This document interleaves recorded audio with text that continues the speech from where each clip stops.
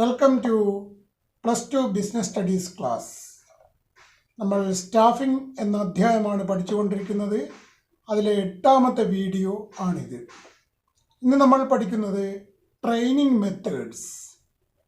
There are number of training methods four different types of personal at different levels. The various training methods can be broadly classified into two categories. They are on-the-job methods and off-the-job methods. Broadly classified into two categories. Training methods broadly classified into two methods. What are they? On-the-job methods and off-the-job methods. First, on-the-job methods and second, of the job methods. ഒന്നാമത്തത് നമുക്ക് പഠിക്കാം.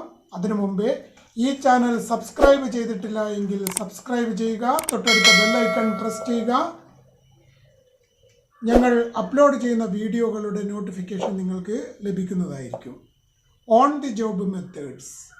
On the job methods refers to methods which requires the trainee to undergo training while he is actually engaged in work. ഒരു ജീവനക്കാരൻ അല്ലെങ്കിൽ trainee ജോലി ചെയ്തുകൊണ്ട് തന്നെ പരിശീലിക്കുകയാണെങ്കിൽ അതിനെയാണ് ഓൺ ദി ജോബ് മെത്തേഡ്സ് എന്ന് പറയുന്നത്. There are many types of on the job methods. The important on the job methods are: first, induction training. Second, apprenticeship training. Third, internship training. Fourth, coaching. And fifth, job rotation. These are the on-the-job training methods. First, induction or orientation training. Induction or orientation training is intended to induct or introduce a new employee to his job situation. സാധാരണയായി ഒരു പുതിയ ജീവനക്കാരന് അയാളുടെ ജോലി situation ഒക്കെ മനസ്സിലാക്കാൻ വേണ്ടിയിട്ടുള്ള ഒരു ട്രെയിനിങ് ആണ് ഇൻഡക്ഷൻ ഓർ ഓറിയന്റേഷൻ ട്രെയിനിങ് എന്ന പേരിൽ അറിയപ്പെടുന്നത്. The new employee is informed about his job, his duties and responsibility and authority, the rules and regulations of the organization, and other particulars relating to the company, and he is also introduced to his superiors and subordinates. This training is generally given by the personnel department. സാധാരണയായി ഒരു പുതുതായി സ്ഥാപനത്തിലേക്ക് ചേർന്നിരിക്കുന്ന ജീവനക്കാരന് അയാളുടെ superior ആരാണെന്നും അയാളുടെ മറ്റ് ജീവനക്കാർ ആരൊക്കെയാണെന്നും സ്ഥാപനത്തിൻ്റെ നിയമങ്ങളും ചട്ടങ്ങളും എന്തൊക്കെയാണെന്നും സ്ഥാപനത്തെ പറ്റിയുള്ള മുഴുവൻ വിവരങ്ങളും സംജാതമാക്കുന്ന ഒരു ട്രെയിനിങ് ആണ് ഇൻഡക്ഷൻ ഓർ ഓറിയന്റേഷൻ ട്രെയിനിങ് എന്ന പേരിൽ അറിയപ്പെടുന്നത്. Second, apprenticeship training. This method of training is used in cases where higher level of skill is required to attain complete proficiency to perform a particular job. സാധാരണയായി ഉയർന്ന നിലയിൽ ഉള്ള പ്രാവീണ്യം നേടിയെടുക്കേണ്ട വിഭാഗം തൊഴിലുകൾക്കാണ് apprenticeship training ഏറ്റവും അനുയോജ്യമായിട്ട് വരിക. The trainee is required to work with an expert for a specific period of time. ഇവിടെ ട്രെയിനി അല്ലെങ്കിൽ ജീവനക്കാരൻ എക്സ്പേർട്ടായിട്ടുള്ള ഒരാളുടെ കീഴിൽ ജോലി പഠിക്കുകയാണ്. During the course of training, the expert imparts complete knowledge with the theoretical and practical aspects of the job. അയാൾ ചെയ്യുന്ന ജോലിയെ സംബന്ധിച്ചുള്ള സൈദ്ധാന്തികപരമായിട്ടുള്ള പ്രായോഗികപരമായിട്ടുള്ള എല്ലാ കാര്യങ്ങളും ട്രെയിനിയെ എക്സ്പേർട്ട് പരിശീലിപ്പിക്കുന്നു. അതാണ് അപ്രന്റീസ്ഷിപ്പ് ട്രെയിനിയിൽ സംഭവിക്കുന്ന പ്രധാനപ്പെട്ട കാര്യം. This type of training is common in programs in which people seeking to become skilled worker like electricians, plumbers, carpenters, etc. ഇത്തരത്തിൽ സ്കിൽഡ് വർക്കേഴ്സായി മാറേണ്ട തരത്തിലുള്ള ജോലികൾക്കാണ് അപ്രന്റീസ്ഷിപ്പ് ഏറ്റവും അനുയോജ്യമായിട്ട് വരിക. ഇലക്ട്രീഷ്യൻ, സാധാരണയായി പഠിക്കുന്നവർ ഒരു എക്സ്പേർട്ടിൻ്റെ കീഴിൽ കുറേ കാലം വർക്ക് ചെയ്യും. അതേപോലെ പ്ലംബർ, അയാളെ സംബന്ധിച്ചിടത്തോളവും ഏറ്റവും നല്ല എക്സ്പേർട്ടായിട്ടുള്ള പ്ലംബറുടെ കീഴിൽ ട്രെയിനി കുറേ കാലം ജോലി ചെയ്യും. അതേപോലെ പെയിൻറ്റിങ്, ഇതിനൊക്കെ ഇത്തരത്തിലുള്ള അപ്രന്റീസ്ഷിപ്പ് ട്രെയിനിങ് അനുയോജ്യമാണെന്ന് പറയാവുന്നതാണ്. The period of training may vary from 2 to 5 years. Under this method, the participating apprentices are placed under the guidance of a master worker and spend a prescribed amount of time under guidance. After their acquiring complete knowledge, the trainee are usually appointed on regular posts or jobs. During the period of training, a stipend paid to the trainees by the employer. ഇയാൾക്കൊരു ചെറിയ തുക training പീരീഡിൽ നൽകും. ആ തുകയെ പറയുന്നത് stipend എന്നാണ്. ഇത്രയുമാണ് apprenticeship ട്രെയിനിങ്ങിൽ മനസ്സിലാക്കേണ്ടതായിട്ടുള്ള കാര്യം. ഒരു വിദഗ്ധനായ ആളുടെ കീഴിൽ ഒരു ജോലിയുടെ പൂർണ്ണമായിട്ടുള്ള ഘടകം പരിശീലിക്കുന്ന ഒരു ട്രെയിനിങ് ആണ് അപ്രന്റീസ്ഷിപ്പ് ട്രെയിനിങ്. ഇതിൽ ട്രെയിനിക്ക് ചെറിയ തുക പാരിതോഷികമായിട്ട് ലഭിക്കും. അതിനെ സ്റ്റൈപ്പൻഡ് എന്നാണ് വിളിക്കുന്നത്. അപ്പോൾ രണ്ടാമത്തത് നമ്മൾ മനസ്സിലാക്കി കഴിഞ്ഞു. ഇനി അടുത്തത് 3, ഇൻറ്റേൺഷിപ്പ് ട്രെയിനിങ്. ഇനി ഇൻറ്റേൺഷിപ്പ് ട്രെയിനിങ്ങിനെ പറ്റി പഠിക്കാം. Under internship training, professional institutions and business enterprise enter into an arrangement under which professional institutions send their students to big industrial or business enterprise to gain practical work experience. ഇവിടെ practical work experience നേടിയെടുക്കാൻ വേണ്ടി ജീവനക്കാരനെ പ്രശസ്തമായിട്ടുള്ള ഒരു സ്ഥാപനത്തിലേക്ക് അയക്കുകയാണ് ചെയ്യുന്നത്. So it is A joint program of training in which the business enterprise and professional or educational institutions cooperate. For example, engineering students sent to industrial enterprise to get practical knowledge. Likewise, employees of business enterprise sent to professional or educational institutions from time to time to get latest theoretical knowledge. In this way, both kinds of institutions render mutual help to each other. ഇവിടെ പ്രശസ്തമായ ഒരു സ്ഥാപനത്തിൽ വെച്ചാണ് ട്രെയിനിക്ക് അല്ലെങ്കിൽ ജീവനക്കാരന് practical knowledge ലഭ്യമാകുന്നത് എന്ന് പറയാവുന്നതാണ്. അതാണ് ഇൻറ്റേൺഷിപ്പ് ട്രെയിനിങ്ങിൽ മനസ്സിലാക്കേണ്ടതായിട്ടുള്ള കാര്യം. 4th, coaching. In this method, the senior manager guides and instructs the trainee as a coach. ഇവിടെ കോച്ചിങ്ങിൽ എന്താണ് ചെയ്യുന്നത്? ഒരു സീനിയർ മാനേജർ ഒരു കോച്ചായിട്ട് പ്രവർത്തിക്കുന്നു, എന്നിട്ട് ജീവനക്കാരനെ ഗൈഡ് ചെയ്യുന്നു. അതാണ് കോച്ചിങ്ങിൽ പ്രധാനമായിട്ട് ചെയ്യുന്നത്. The coach sets mutually agreed goals and suggests how to achieve these goals. The coach periodically reviews the progress made by the trainee and suggests changes required.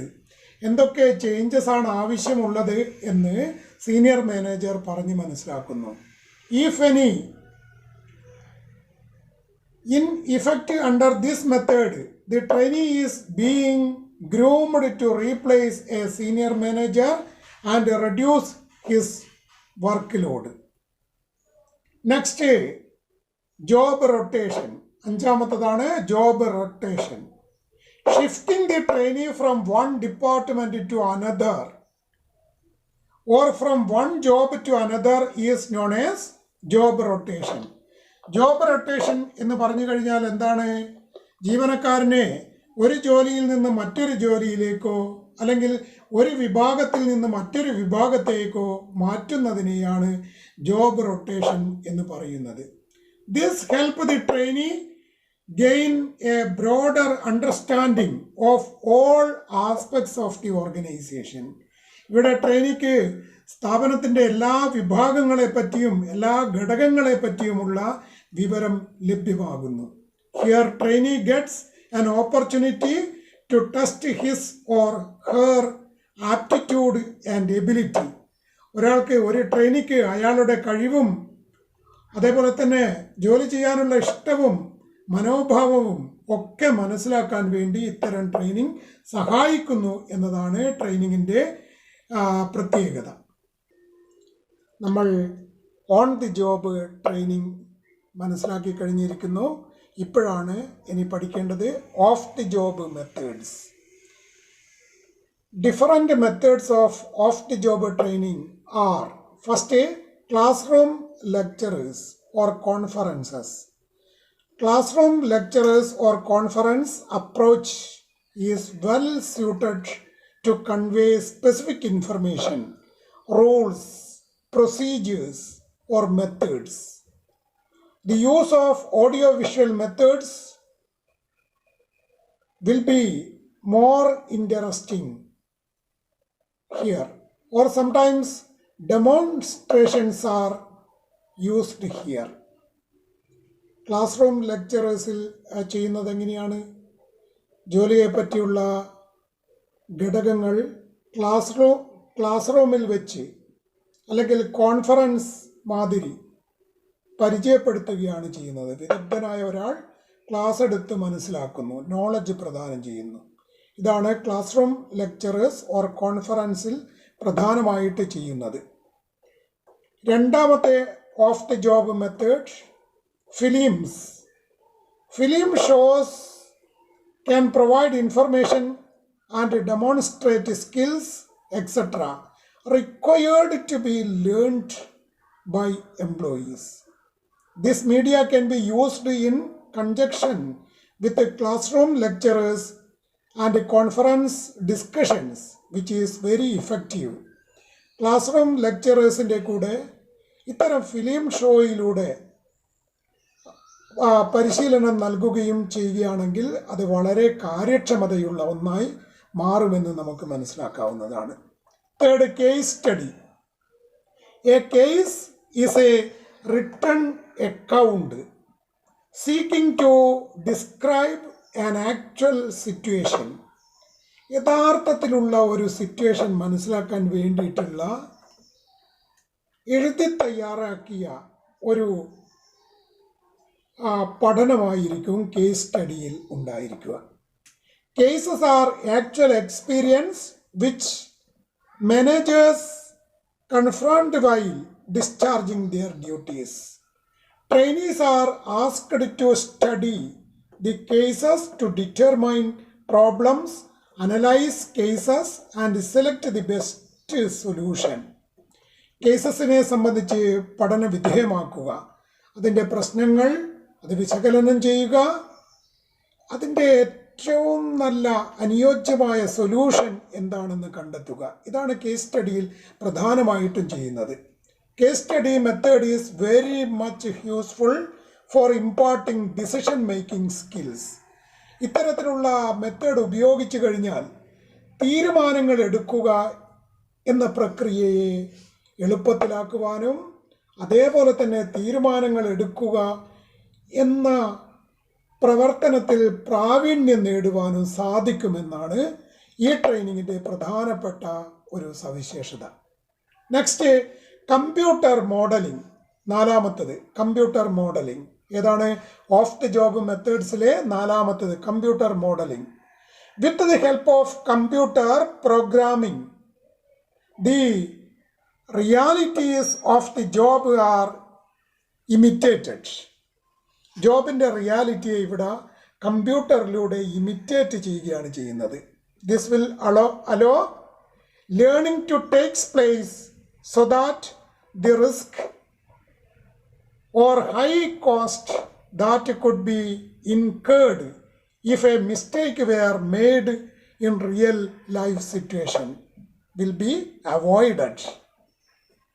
Next അഞ്ചാമത്തതാണ് പഠിക്കേണ്ടത്. അഞ്ചാമത്തത് വെസ്റ്റിബിൾ ട്രെയിനിങ്. ഇത് ഒരു പ്രധാനപ്പെട്ട ഓഫ് ദി ജോബ് ട്രെയിനിങ് മെത്തേഡാണ് vestibule training. In this method actual work environment are created in a class room.